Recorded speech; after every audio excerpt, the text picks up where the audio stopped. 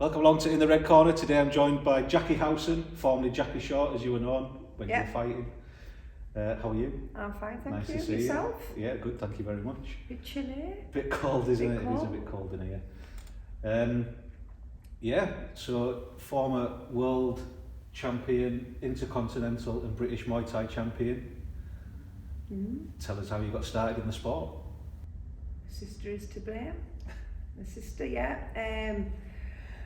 trying to think, back in the day, it was like, it was kickboxing type of thing back then. She said it was a kickboxing club, you're coming down, and hard, went down with her, and that was it, hooked straight away. Because back then I was doing like aerobics, and your step aerobics and things like that, your leotard and your leg warmers. You thong leotard, didn't wear them though.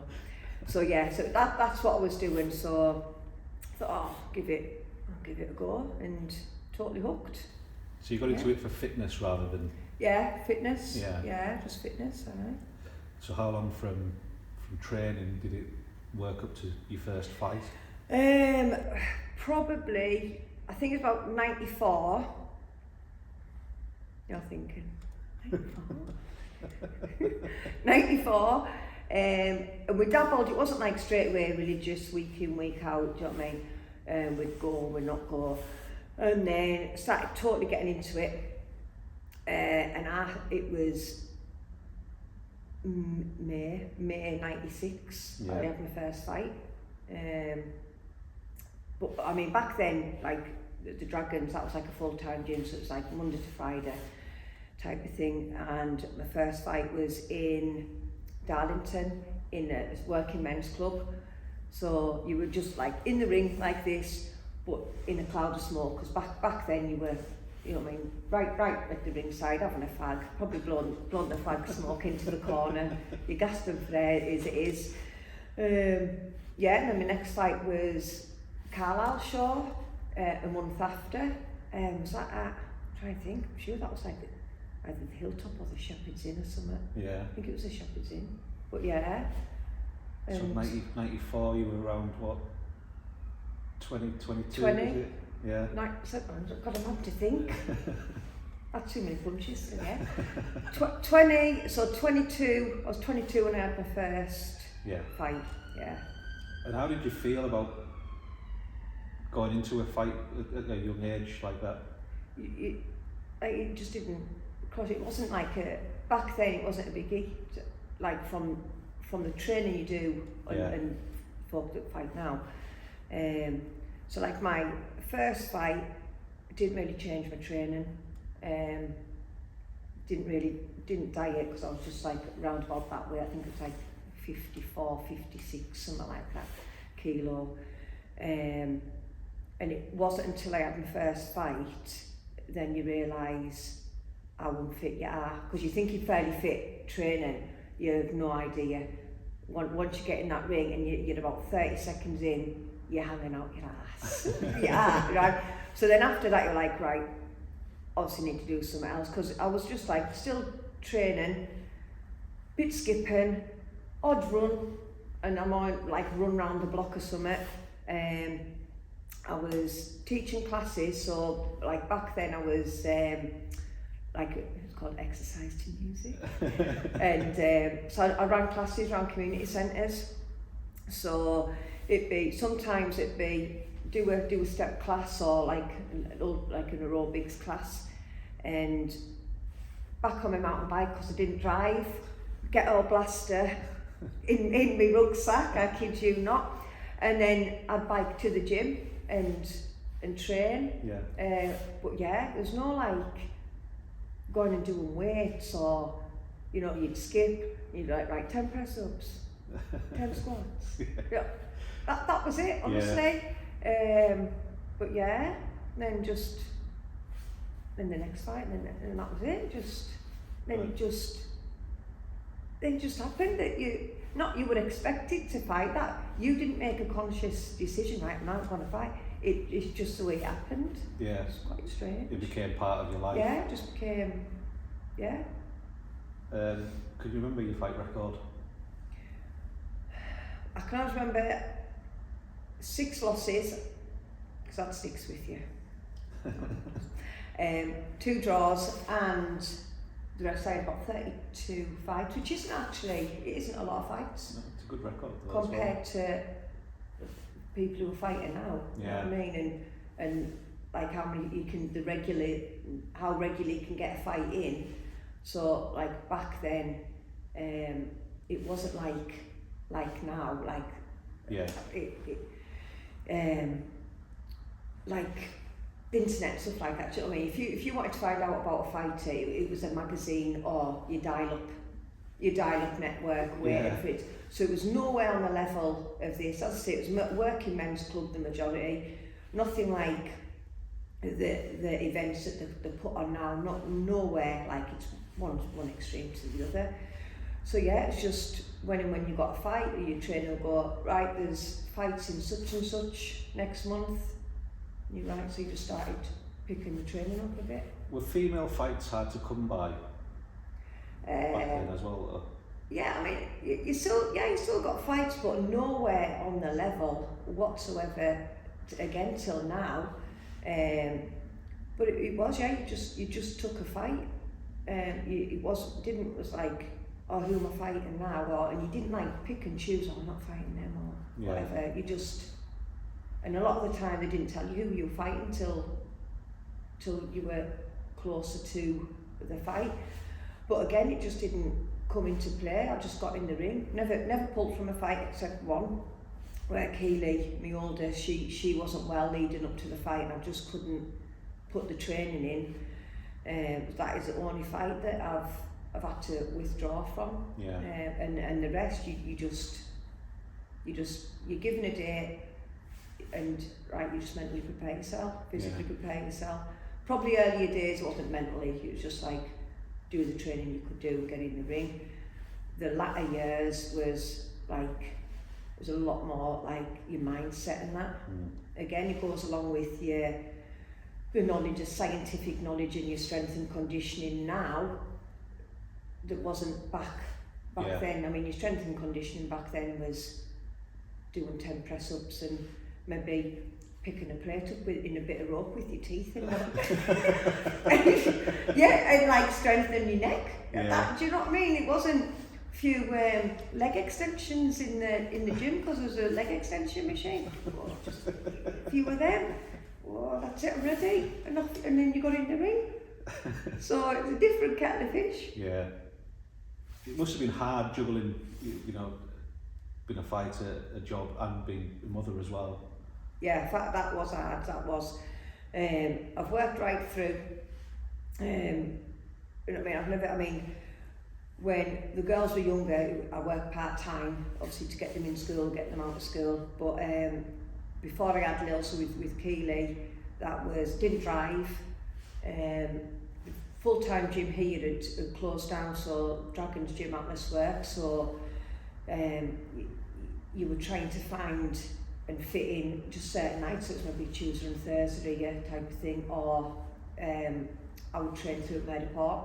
I went to Whitehaven for a little bit, but again I didn't drive, so it was either a bus, or there was a lad I would often train with as well that I met through training at Whitehaven, a lad called Willie Valence, and he would travel from Annan Way, pick me up, and we'd both go through, or if not it would be getting on the train or bus.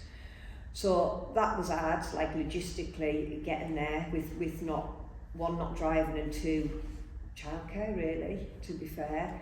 But yeah, juggling it, sort of not being in a full-time gym was hard, so your boxing side would be a couple of sessions a week.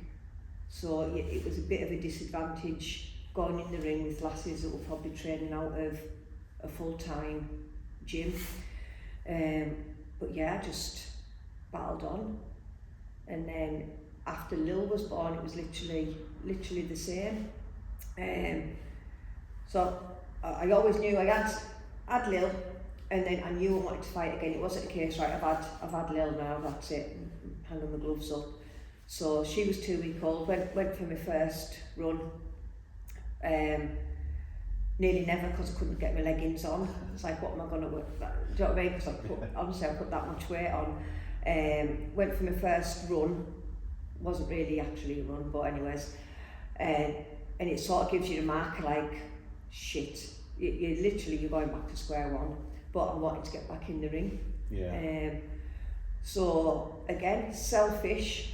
Literally, Kev would come in from work, he was over at Newcastle, he'd come in, I'd literally have little all sorted tea made, do you know what I mean, and pass her, ready in pyjamas, and I'd be off out the door, and then Kev would be like, getting tea ready, and you know what I mean, and he just done it, he just got on with it, but I was very selfish. It's a selfish sport, though, oh, isn't it? Totally, yeah. Again, we everything, it's just, your family, it's bad because your family, they fit round you, and it is, as I said, very selfish, because when you've got a fight coming up, that's juggling your family, your job and that, but your fight is first and foremost, which I suppose it is bad, but it's like you're getting in a ring for someone to want to kick your head in. Do you know what I mean? So anyone who I don't know how anyone can, because some people slag people off, and they do, but it's like, hang on a minute, have you got the balls to actually climb in the ropes? And the people who do the keyboard warriors and all that, they're the people that probably never stepped in the ring in their life. Yeah.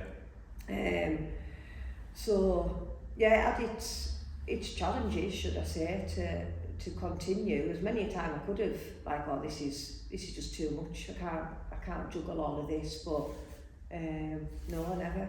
And I think without the support of my family, I couldn't have done it that way at all. So you had a great career, 2 world championships, an Intercontinental and a British champion. Mm-hmm. I think they all came in the wrong order though. They did, because fighting back then wasn't for me, wasn't about getting a belt.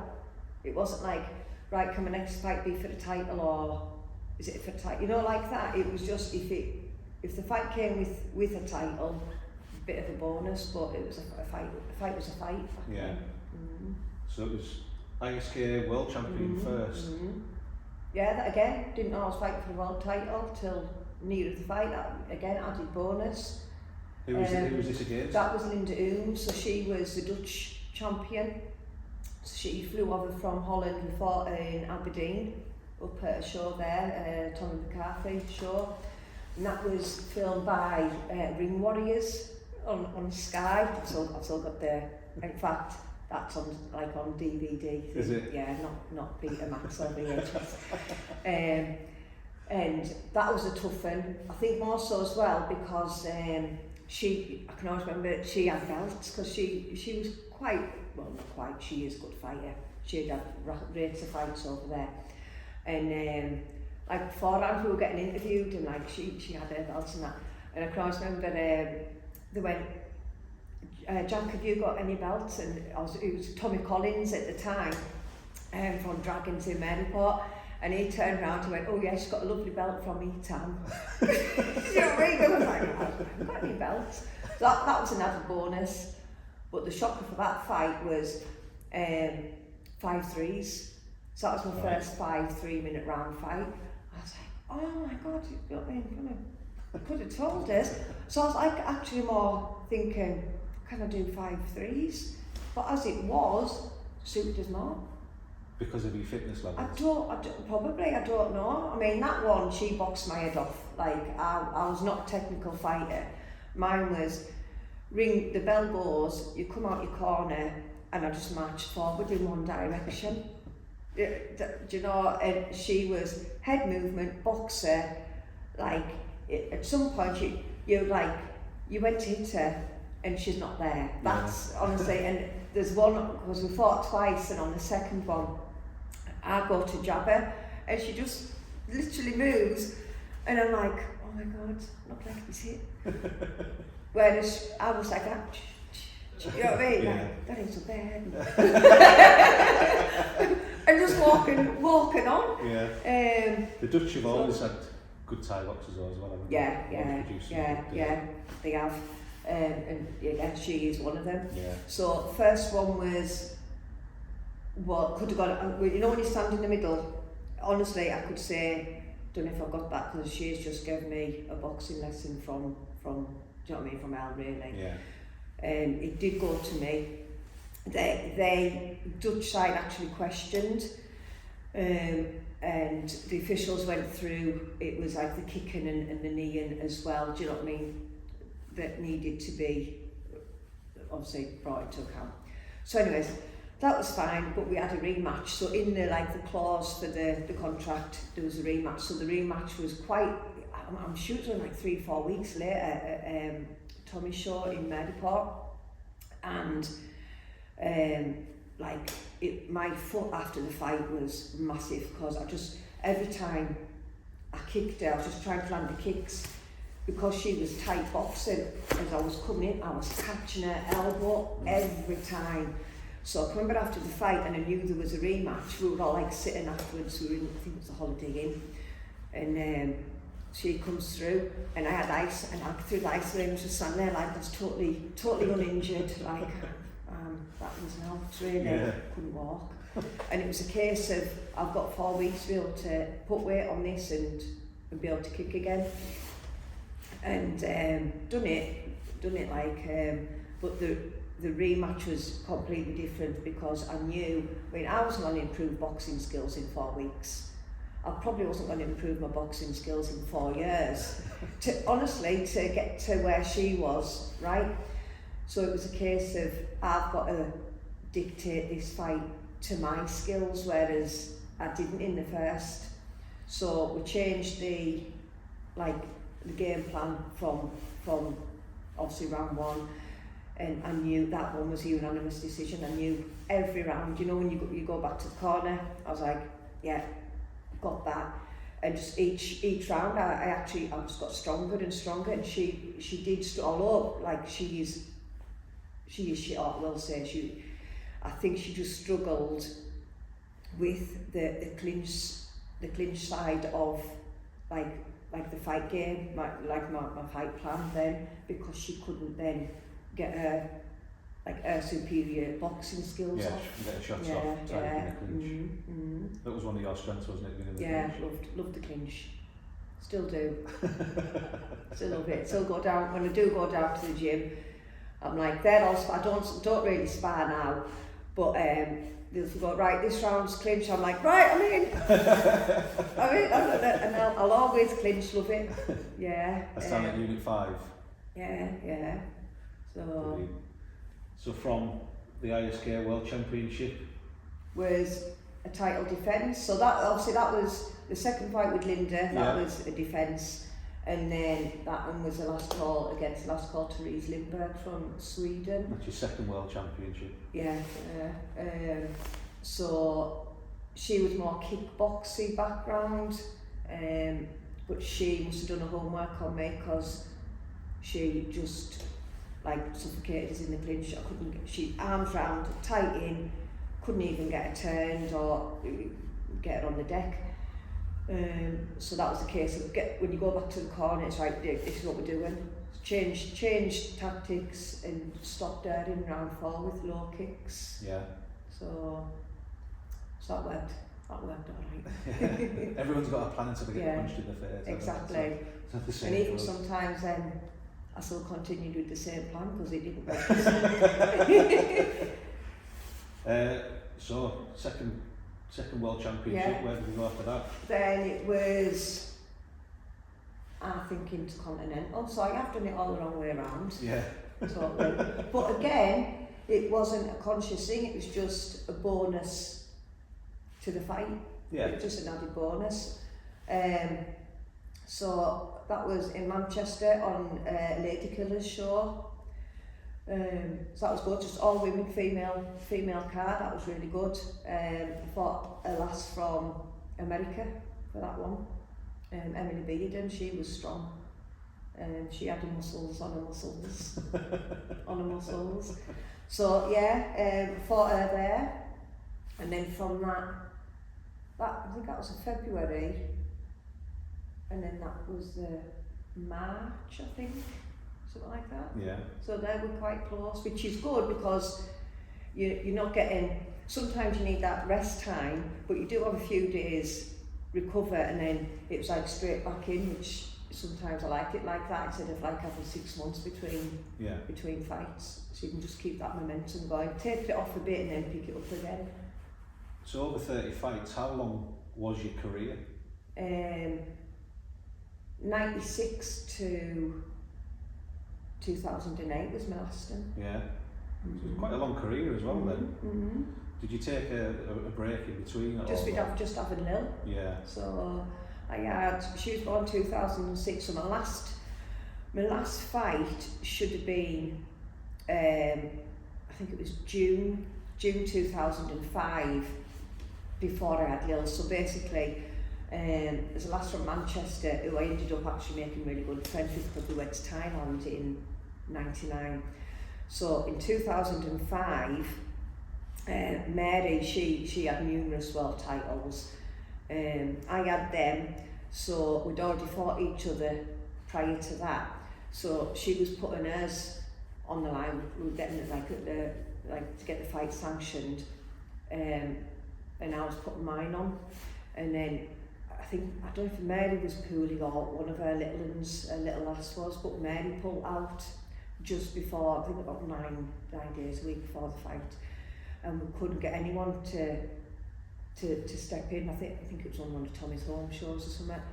Couldn't get anyone at that late notice. Sort of at that level, when you get into that, no one's really ready to just dive in. Yeah. So I trained like an absolute nutter for that fight, like total, and it fell through, and I was absolutely gutted. Yeah. So I was like, right, I'm going to have a few months off, and we booked holiday and went to Cyprus. I had some like downtime, and then found out I was having Lil. So yeah, I had Lil, and then 2 weeks after she was born, back training, well running, started off the running side, yeah. But that sort of coincided with, as you'll know, working the doors. Yeah. I was getting fed up with that, so in between juggling the jobs, worked the doors as well. So I would often, Friday night would be like a fighters class through at Maryport, and again didn't drive, so reliant on the trains. I'd get off at the train station with my rucksack, run home, like this was like 8:15 or 8 o'clock, run home, shower, change, work clothes, and be on the door for 9 o'clock. I don't know how I'd done it. No. And that was Friday and Saturday nights. So it was juggling it. But it did help with like getting the door, putting the time in, depending who you worked with. We had a laugh, didn't we? We did have many a laugh. few laughs. But you had to. Yeah. To fill, didn't you? You had Pass the time, didn't you had to pass the time. Yeah. Yeah. What would you do for £1 million? Not a lot, apparently. No. But yeah, so that, I mean, something, as you know, freezing sometimes, wasn't it? Oh yeah. Freezing. But yeah, it was a laugh. Was. Yeah. Fun memories. Yeah. But yeah, and then back up the next day, Saturday, we'd be training. Saturday afternoon, would be unconscious on the sofa. Yeah. Yeah, me and Kev deliberately had a reclining sofa, so you had one chair, because we were both at it. He was on the door, I was on the door, catching flies for the afternoon, and then back at it again Saturday night. So there was just no let up. Who would you say your toughest opponent was? Probably, I think Emily Bearden. She was just solid. She was just so strong. And again, I think that's because she had muscles on muscles. Like the weigh-in, I don't really, you know, like now when it's staged, isn't it? They like square each other up and that. It's not like that. You just got on the scale. There you go. Get them. Yeah. Do you know what I mean? And off you went. And didn't really look at her. You know, because you don't want to look like you're weighing them up. You know, it's like, not that weighing. You know? Yeah. And then afterwards, I said to Stu Walden, I was like, what did she look like, Stu? And she was like, oh, all right, Jack, just about your size and build. I was like, that's all right then. Next day, obviously, it was the fight. She came in the ring, I was like, what? The... Yeah, she was strong. Yeah. She was strong, but again, I won that unanimous. Don't know. No, I mean I did, Yeah. but she was strong. And Linda, she was a toughie. And another one, probably Shelley Nesbitt. She doesn't fight anymore. She was from a gym in Manchester, Master A's. So I think it was the size and the weight. So normally my fights would be like 54, 56, round about that sort of. This one was 60 kilo, and this is when I'd gone from full-time training, and I was training through with a fellow called Tony Powell at Whitehaven. So like one day a week, if I could get there, would be at the sports centre through there, and the other night a week would be in a squash court at the Sands. So you're very limited and restricted on your training compared to Lasses who Master A's is a full-time gym and she'll be training 5 nights a week. But it was more the weight. I wasn't a 60 kilo fighter at all, and I could tell that because I wasn't 60 kilo of muscle. Do you know what I mean? Yeah. My shorts hid a lot. But yeah, so, and again, back then, I probably wasn't, well, I know, probably, I wasn't putting the work in. Yeah. Because it was like, yeah, I loved it, but it was just like, oh, that's another fight. Do you know what I mean? It's not like the level it's at these days with your strength and conditioning and stuff like that. Your strength and conditioning was 10 press-ups and 10 squats. Yeah. And skip for 10 minutes. Do you know what I mean? So I found that weight was I felt uncomfortable, I felt sluggish, it was just far too heavy for us. Maybe if I'd done it properly and it was a natural progression to go to 60, but it wasn't. But she was a good fighter, I won't take out away from her, she was good. So that was a tough fight, and I got cut round 4 in that fight, and that was actually for the title. I think that was for the European or something. Yeah. But but I couldn't continue because the cut was too deep. Right. So, but yeah. That must have been hard with dropping the kids off at school with cuts and black eyes.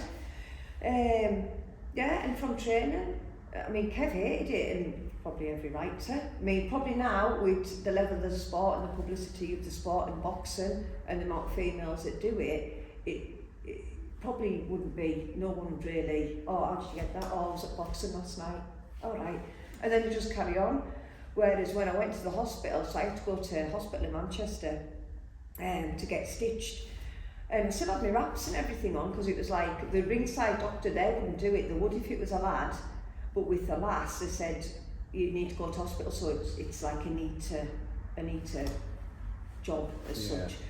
And I said, oh, I've just been in a competition. I thought, how do you like say, I've just been in a fight? So I said, I've just been in like a Thai boxing competition and I've got cut. And just the way he looked, and Kev was standing with us, and I thought, Kev's like, was it? And I was like, I've got bloody wraps on, do you know what I mean? But yeah, so it was a bit like, a lot of folk could be narrow-minded about the sport. Yeah. But again, going to work, well, not so bad on the doors if you've got a black eye, because it probably could have been on the door. But like other jobs, I suppose it could have had. And back then, obviously, I was in the White House, wasn't I, as well? So it didn't really matter if you had a shiner. I think you needed a shiner to get in there. Yeah, I think that was a dress code, wasn't it? You could wear trainers, and as long as you had a black eye, you could get in. Yeah. So I think there's a lot of stigma that probably attached to it. Will have been, I reckon. Yeah. So, When you look back at your belts, how does it make you feel? I suppose I could say I'm not that bothered. You know what I mean? It's good that they're there, but I haven't got them on display at home. They're just like in them boxes I brought them in the wardrobe. I think it was a bonus to the fight, but I don't think I got to where I could have got to or wanted to get to. I felt like I had more fights left in us, like quite a few more, but I had ACL reconstruction. So at that point, I had to weigh up. If that goes again, so I've got 2 kids, house, job, got Kev. So you've got a lot more, as obviously the years went by. I had to start weighing up, as we were saying, how selfish that sport is. So for me to go and do that, potentially that knee could rupture again, then I'd be off work, no income, everything again, like can't drive, Kev's to get Lil everywhere, still got the impact. I had to make a decision on prioritise, yeah, exactly, and I had to make a sensible decision, and although the sport is selfish, that would have been probably beyond selfish, because then there would be a high risk of that going again, and especially like after it went, I had a reconstruction. The pain was, I can remember waking up from surgery and actually begged the surgeon to knock us back out again. Really? Oh, it was shocking. And again the rehabilitation, and I probably didn't kick or box for probably 2 years, because I was that terrified that it would go again, because I thought I can't go through that pain. So that was a decision really, not it was an easy decision but a hard one, because I felt like I wasn't ready to pack in, because I felt like I was just finding me strengths in the sport, if that makes sense. I was starting like the scientific side behind the training and everything, so when you go from running about around the block and doing some press ups on your knees, but do you know what I mean? Whereas like, and that's in my 20s and 30s, and I can rattle them off now full on your knuckles. That's bad, isn't it? When you're going in the ring and you're doing press-ups on your knees. And I can always remember it came to light. I had a fight, I was training, and I hadn't long been with Kevin. We went for a run, and after the run we'd done hill sprints and all that. I was like nearly spewing. I was like, oh, it's a bit of a shock this. Got back, I was like, right, press-ups. So got down, done my press-ups on my knees and what have you. And then it wasn't until after the fight he actually said, I'm going to have to say, your fitness level for getting that ring is absolutely shocking. You can't even do a press-up. So from that, I was like, he's right, that is shocking, do you know what I mean? So I started training with Kev at Bodytech as well. So literally I went from not being able to do a press-up on your knees, to then months down the line he had me, there's dip bars in Bodytech, and finally, you know what I mean, my first dip was like and then in the end I had a chain round us with plates through dipping, and that's, as I think as well, when I went from a comfortable 54, 56 kilos, and obviously the training, even though like I was travelling through to Maryport at that time, when I realised like your fitness levels aren't great here.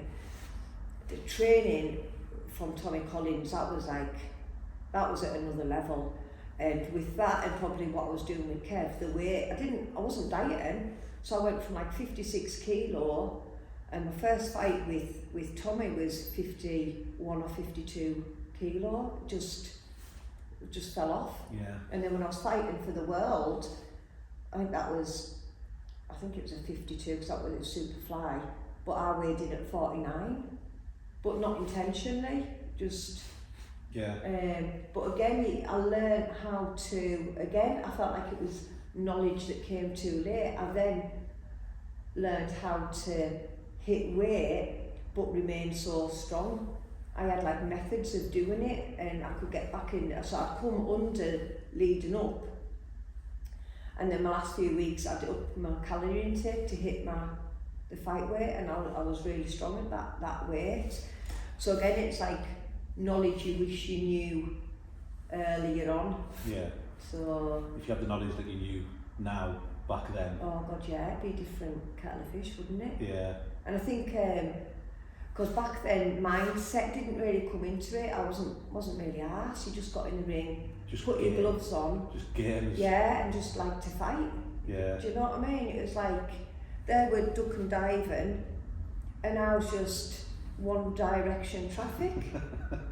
Like, you know what I mean? Honestly, I'm not joking. When you watch some of the videos back, I'm like, oh my god, what am I doing? But yeah, it was like I just take it, and then it was just a fight. But as time progressed, I enjoyed it. But then I was like, oh, I think I'll try do a bit better. You know what I mean? Yeah. Like, oh, I think I want to be actually maybe quite good. Or when you knew who you were then fighting. You know what I mean? The game, the whole fight game changed, and you had to put the work in, or you would have got your head kicked in the ring. Because again, it's like now, as time progresses, when you look at the juniors now, they're probably better than the level I left at.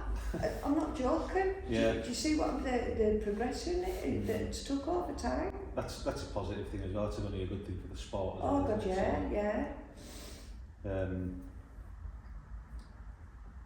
You obviously still love the training. Yeah, training all the time. Still train. I'm actually down here now.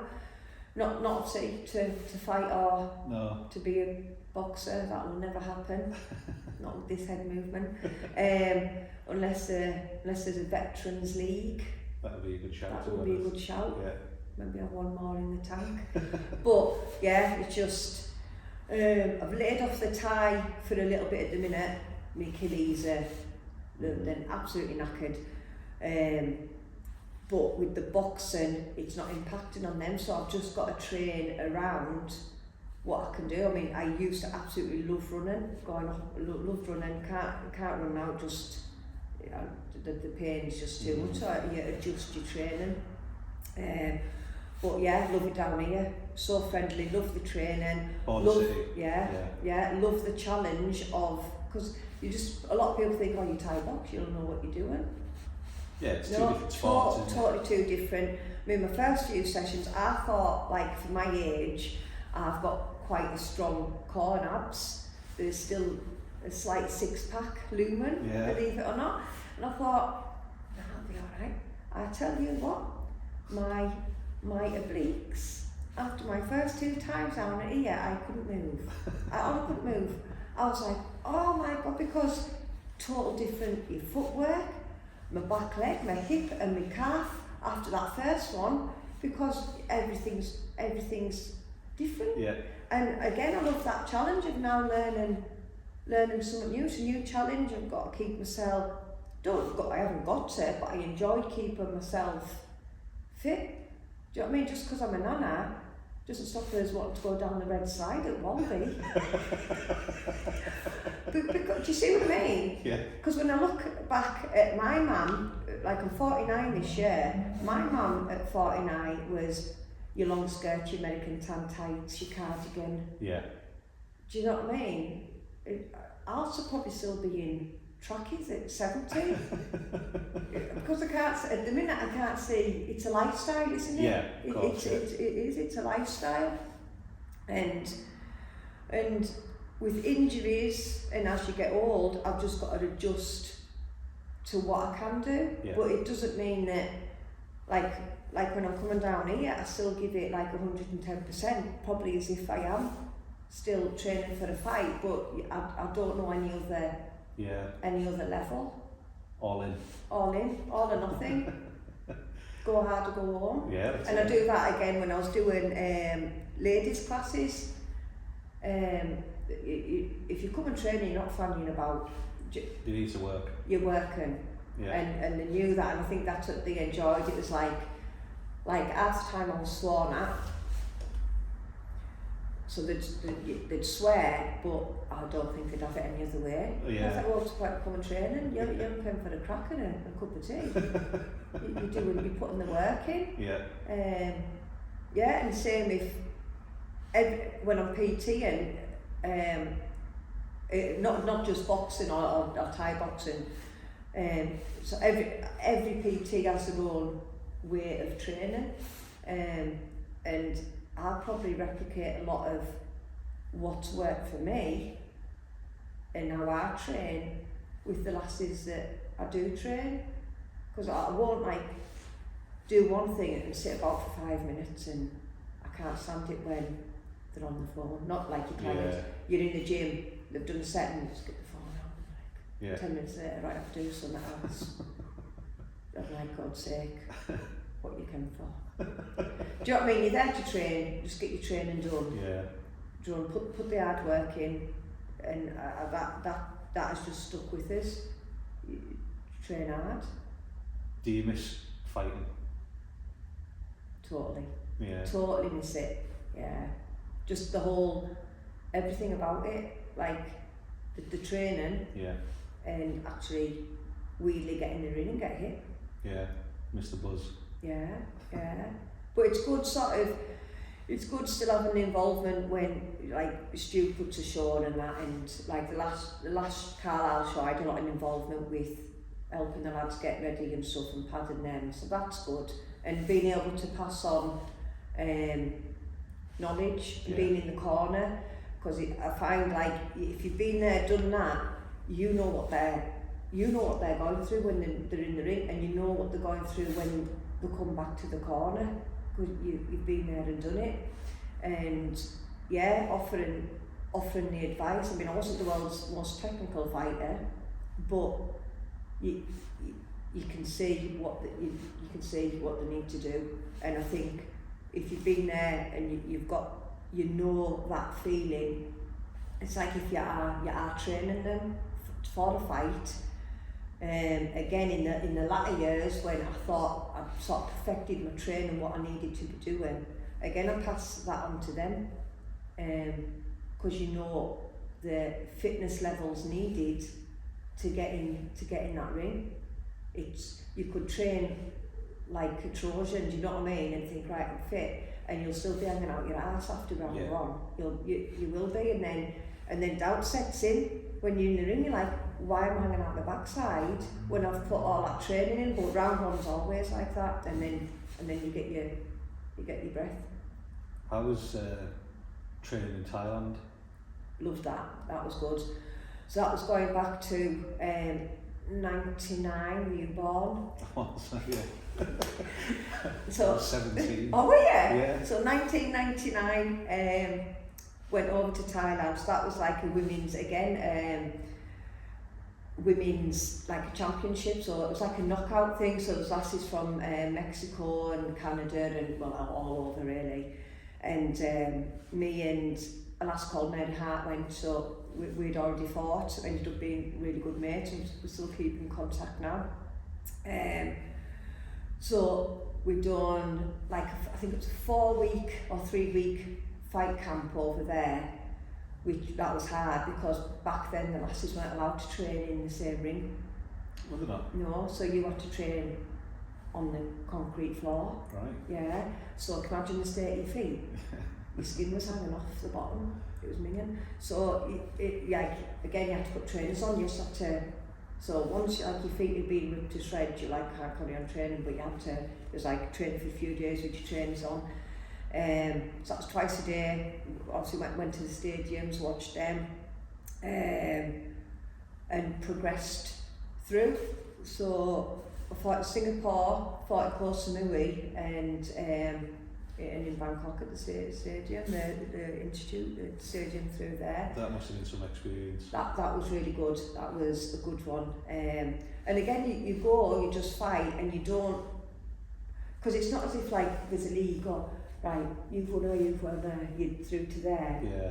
It was I'd say quite shoddy in the arrangement. You just knew, right, I've won, so I will be having a next fight.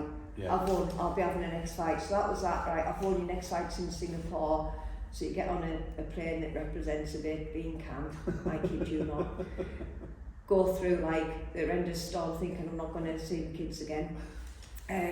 But yeah, went to Singapore, fought there, won that one, so you knew you were through to the next. So in the end, I was through to the final, and that was with the Thai champion. And she was like a bit of a superstar over there. Nobody had beat her.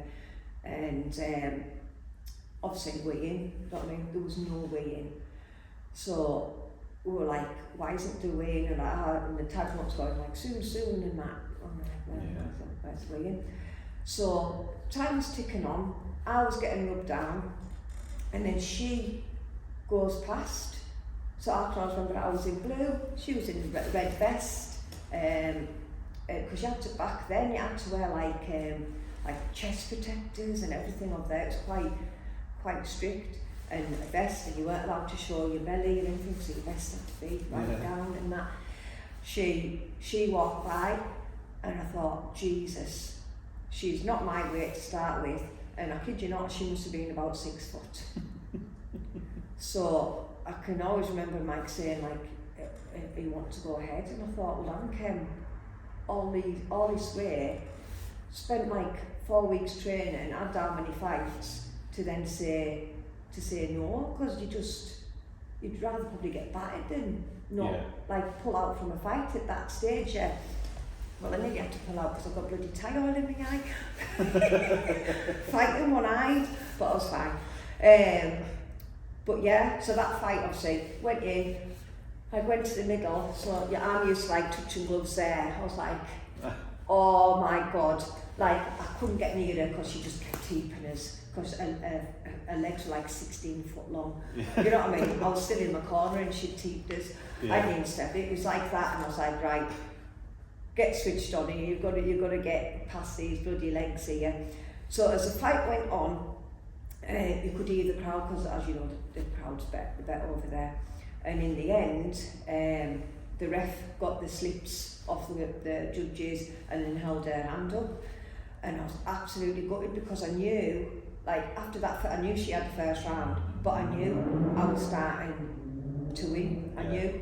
And then the whole place started booing. And that was like confirmation. Yeah. Do you know what I mean? And got back to the corner, and he was like, "You've won that." And I was like, I know I have, because you know when you've been beat, you know. Yeah. Got into the change rooms in the back and just totally cried, because I was gutted, but it's the name of the game, isn't it? Yeah, bit of pill to swallow. Yeah. And I think that was, I mean, before that Intercontinental, that was the Intercontinental on there. But it would have just been good to have, I knew I beat her, but to have the official confirmation that you beat the Thai champion, that would have been a good one. Did you ever want your kids to go into it? Or do you want your grandchildren to go into it? Well, the grandkids then go to MMA. Did they? Yeah. But I probably did for like the fitness side, and probably just actually the confidence and being able to know that they could handle themselves if how it happened. So Keely had a dabble, the oldest, and Lil had a dabble, the youngest. Lil she done it a little bit, but then she got into Taekwondo, and she ended up being a black belt, so she was quite young actually, black belt. She had to learn all the Korean, and that was good for discipline. That was really good, and I do believe that that's shown like in a schoolwork and a memory retention and stuff like that, because the stuff you had to actually learn, it wasn't just all about you hitting and kicking, so that was good that way. Keely, she dabbled in and out for years, was going to have a fight. I think it was like what is it, a white collar or some charity, it was some charity thing, and I just like wasn't convinced she'd put the work in, and she was like, she's going down training and what have you, and I was like, right, I was trying to talk her out of it, but she's really headstrong, and I was like, right, do us a favour, let me go down to the gym with you and at least pad you. So we went down to Unit 5 and I padded her. And she was getting herself in a bit of a fluster, you know, at the end of the round, and that because I padded her the way I knew a fight would be. So it wasn't like, and then, you know, so I was on it, I was following it, I was pressing her against the corners, trying to make a sidestep, and she was like getting herself in a bit of a tiz. I was like, what's wrong? She was like, you're coming at us too fast. I was like, what do you think the lassie's going to do? I'd like have a fag, a cup of tea and then throw a punch. And she's like, well, how do I get out the corner? I was like, well, have you not been shown that? So that helped because she made the decision. She was like, oh, I'm not ready to get in that ring, am I? I was like, no. And it was a good decision because it's not like a step aerobics class, is it? You're going in there for someone to want to do damage to you. Yeah. So, you know what I mean? You've got to be switched on and ready. Too right. It's like when you see folk slagging folk off about fight, but yet have they ever stepped in the ring? You're going in there knowing. It's one thing like having a fight in the street. Not that we would ever know, would we? No.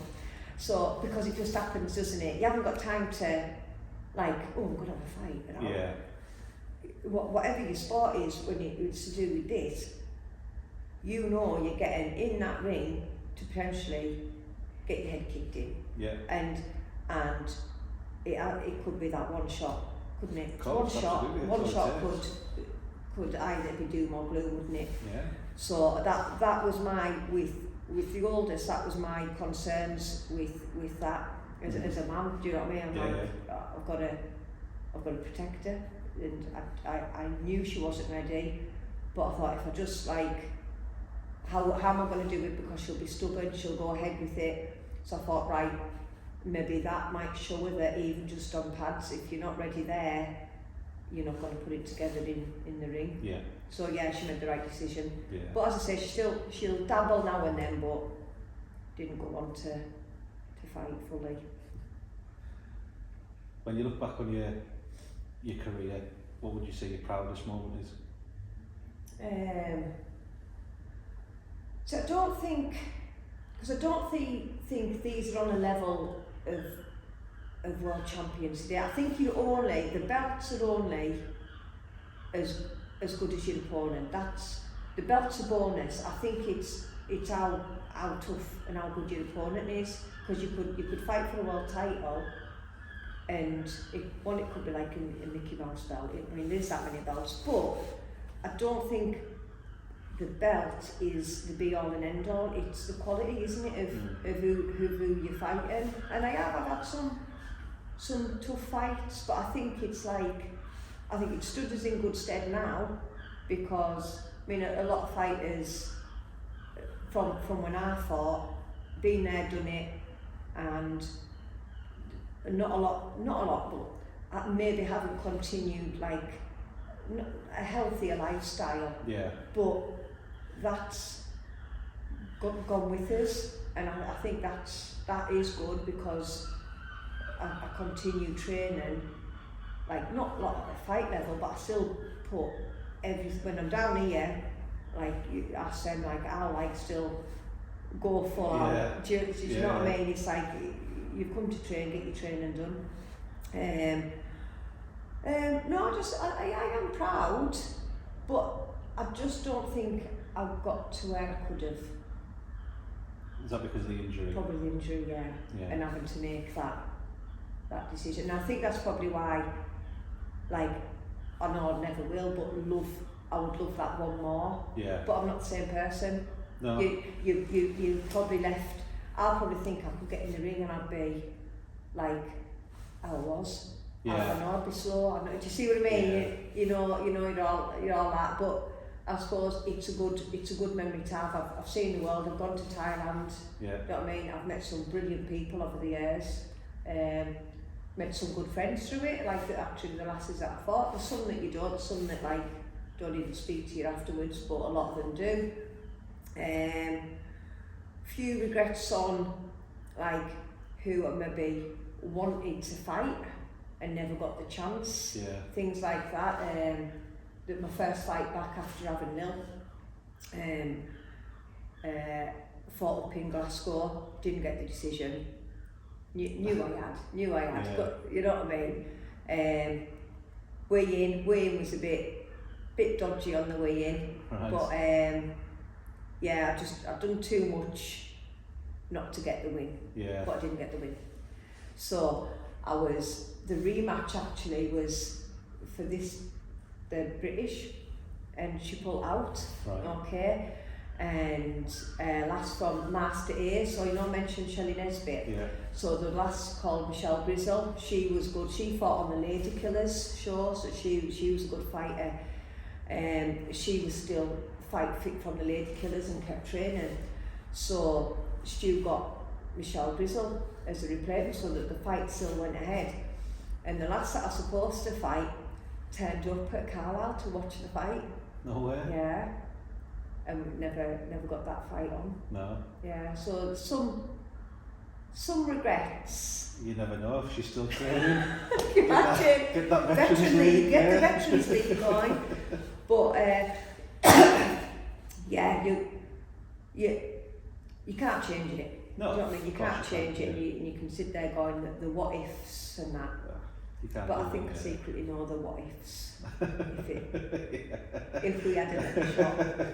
But yeah, but fun and games. Yeah. Fun and games. Great. Well, Jackie, it's been brilliant listening and talking Listen to to you. us waffling on. No, listen to your career and your stories and things like that. It's been fantastic. And Thank I you. just want to thank you for coming on. Thank you very Thanks much. for having us. No worries. Cheers. Thank you.